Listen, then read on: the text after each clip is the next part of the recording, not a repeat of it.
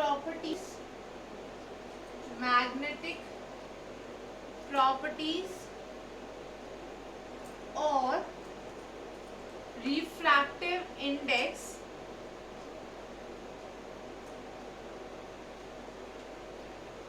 will have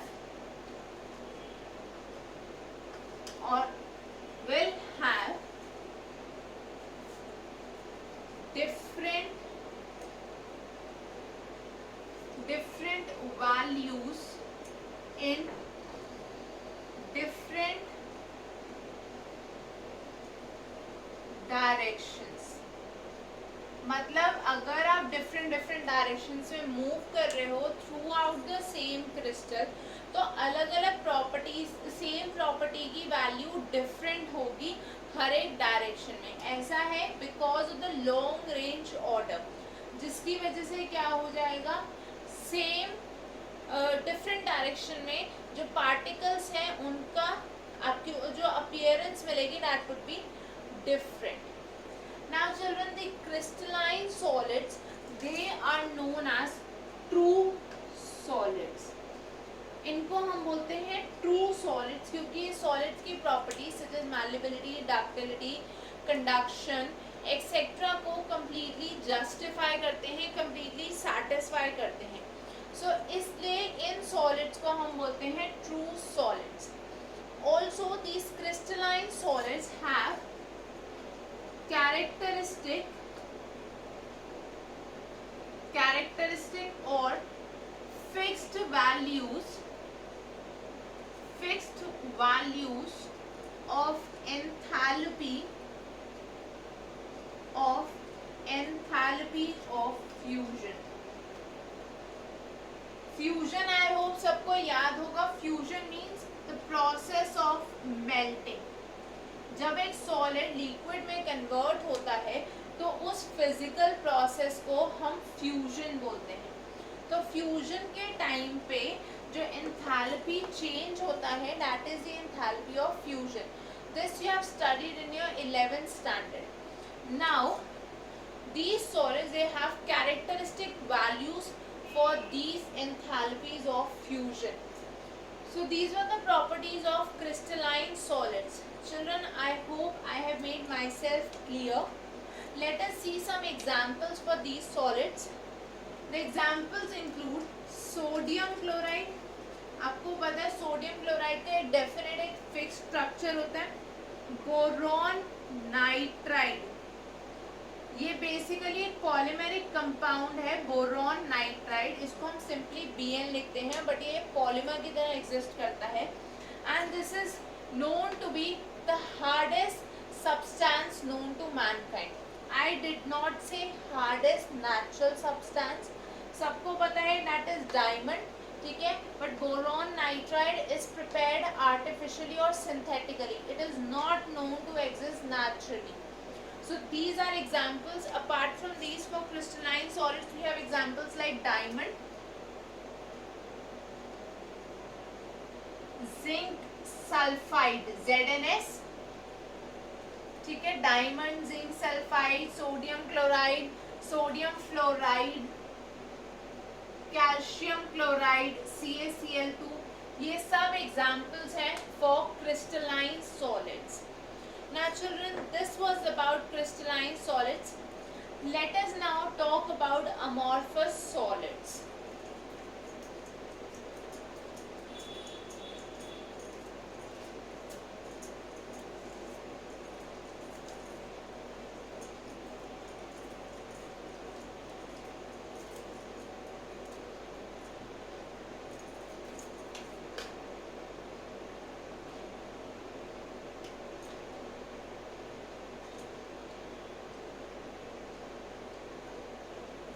children, अगर मैं amorphous solids की बात करूं तो यहाँ पे क्या होता है, सबसे पहले तो there is an irregular arrangement. जैसे हमने देखा था क्रिस्टलाइन सॉलिड्स में एक रेगुलर अरेंजमेंट था. यहाँ पे पार्टिकल्स आर अरेंज्ड इररेगुलरली, ठीक है. पार्टिकल्स का जो अरेंजमेंट है वो इररेगुलर है. मतलब there would be present like this irregularly but not very far from each other. It does not mean कि जैसे liquid और gas में होता है वैसे होगा, बस irregular होगा. Although forces of attraction अभी भी बहुत strong है. After all they are solids. ठीक है. अभी वहाँ हमने देखा था there is a long range order. Now we have a short range order. ठीक है. इनका short range order है. मतलब the properties or we can say the structure or the geometry is not repeated for long distances throughout the crystal. बहुत छोटे छोटे distance तक वो repeat हो रहा है, उसके बाद pattern change हो जाएगा. ठीक है. So that means pattern is not repeated over long distances or over large distances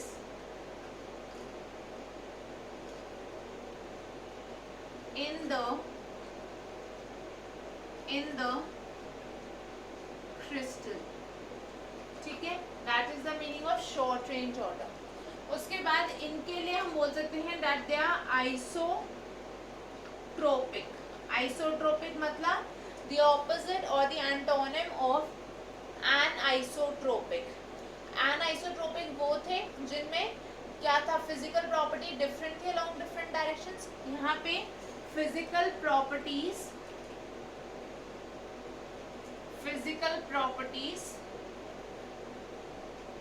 show same values in all directions. Children इसका रीजन ये है कि शॉर्ट रेंज ऑर्डर है, जिसकी वजह से हर एक डायरेक्शन में नेट इफेक्ट ये होता है कि वैल्यू सेम आ जाती है. Clear? Because of the short range order. Now वहाँ हमने देखा था that there are fixed or characteristic melting points, but in this case the melting points are not fixed, or there is not a sharp melting point, but there is a wide range of temperature where the solid melts. Okay, so these solids, or we can say these melt over a wide range of temperature. ठीक है. ये क्या करते हैं, ये एक पूरी range में मेल्ट होते हैं, not at a particular temperature. Moving to the next point for amorphous solids.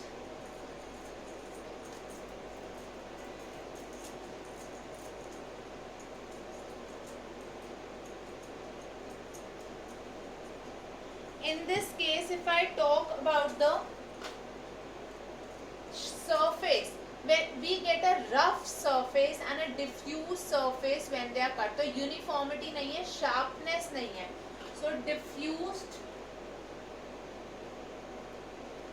and rough surface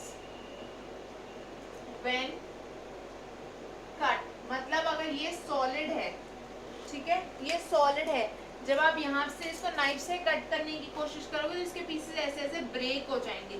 ठीक है. एक सिंगल आपको स्ट्रेट लाइन में नहीं मिलेंगे. Next we can say no characteristic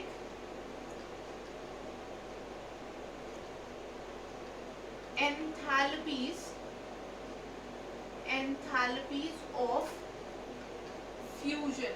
अब क्योंकि फ्यूजन पूरी एक रेंज में हो रहा है, not at a particular temperature, इसलिए जो एंथैल्पी ऑफ फ्यूजन है वो फिक्स्ड वैल्यू नहीं है, वो वेरिएबल है. ठीक है. And coming to the last point, these are pseudo solids